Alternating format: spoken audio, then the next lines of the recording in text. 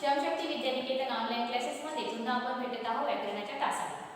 विद्यार्थ्यांनो, असा काही एखादा शब्द असतो की त्याचे विविध अर्थ असतात।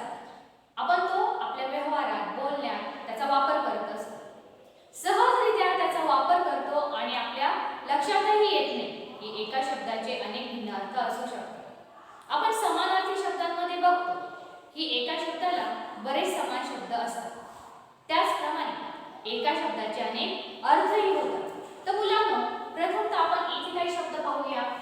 बघा, जसं वर, वर हा शब्द आहे आणि त्याचा अर्थ काय काय होता बघा, नवरदेव।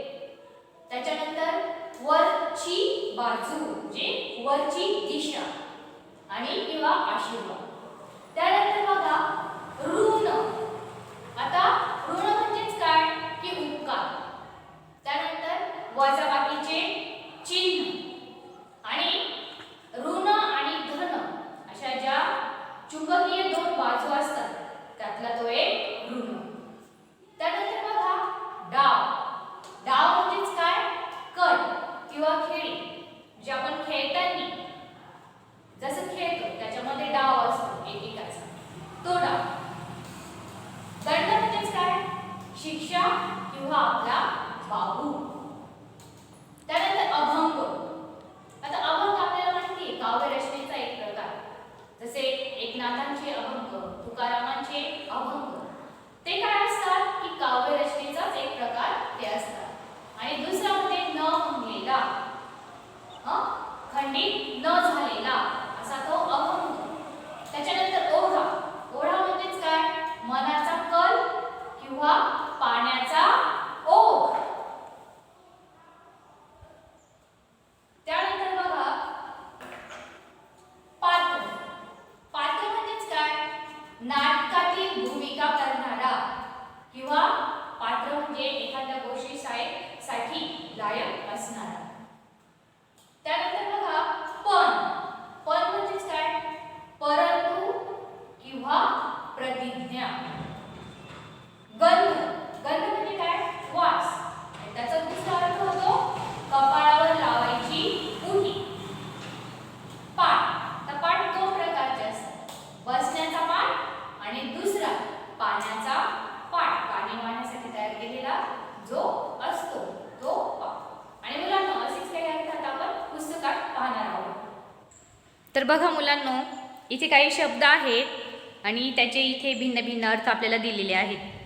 इथे बघा, जसे अंतर, अंतरचा अर्थ आहे मन, दुसरा अर्थ आहे लांबी आणि त्यालाच पुन्हा एक अर्थ आहे भेद।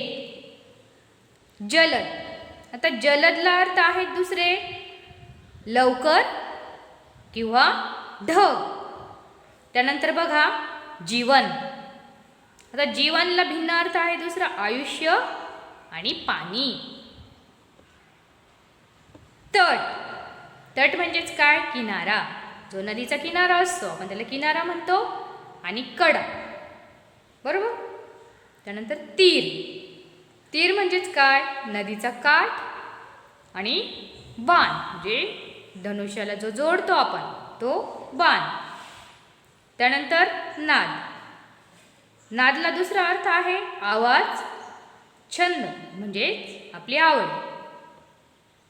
नाव, नावला दुसरा अर्थ आहे नाव किंवा होडी। पै, पैचा दुसरा अर्थ होतो पाणी आणि त्यानंतर दूध। पात्र, तर पात्र म्हणजेच काय भांडे, त्यानंतर नदीचा प्रवाह असतो आणि त्यानंतर योग्य।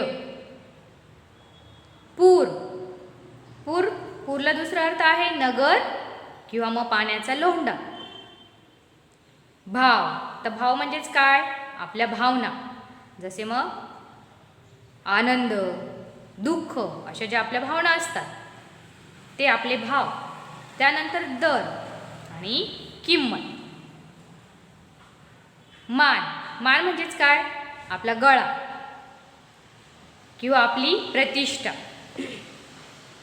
माया, माया म्हणजेच ममता आणि मायाचा दुसरा अर्थ आहे पैसा.